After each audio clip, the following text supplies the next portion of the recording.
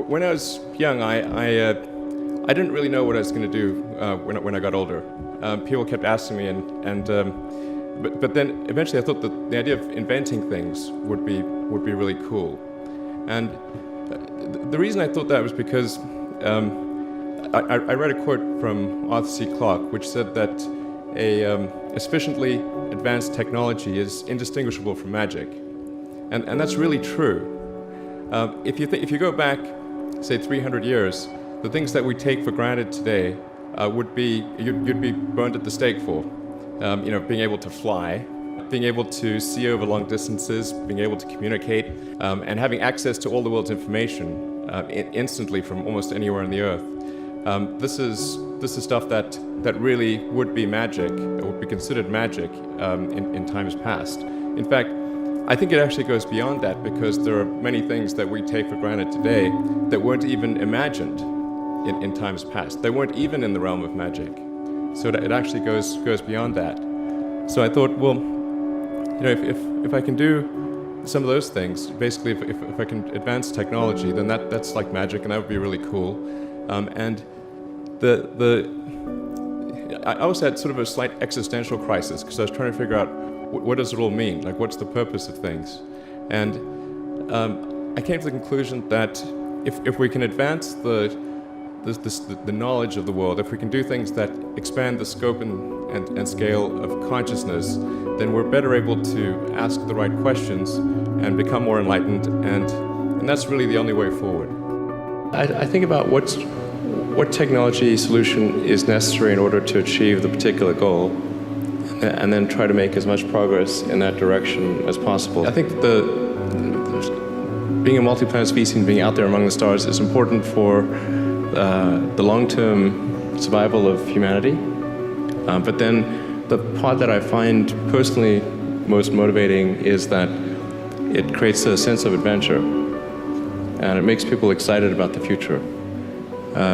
If you consider two futures, one where we are forever confined to Earth until eventually something terrible happens, or another future where we are out there on many planets, maybe even going beyond the solar system.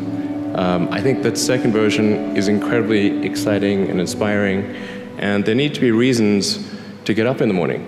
Life can't just be about solving problems. Otherwise, what's the point? There's got to be things that people find inspiring and make life worth living. When my brother and I were starting our first company, instead of getting an apartment, we just rented a small office, and we slept on the couch.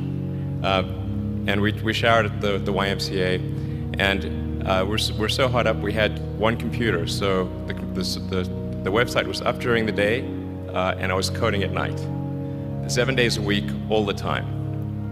And I sort of briefly had a girlfriend in that period, and in order to be with me, she had to sleep in the office. So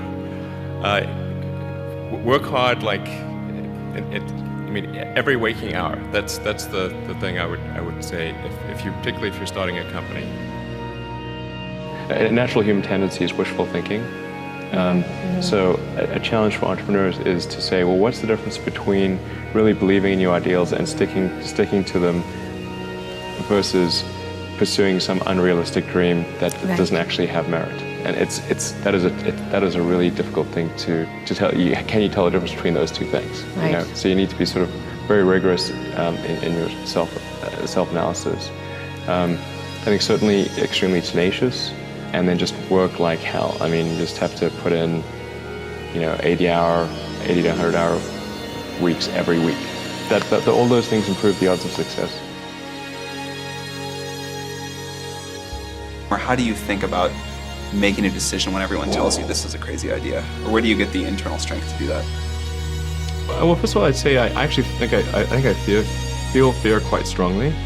So it's not as though I just have the absence of fear. I feel it quite strongly. But there are just times when something is important enough, you believe in it enough, that you do it in spite of fear. People shouldn't think, well, I feel fear about this, and therefore I shouldn't do it.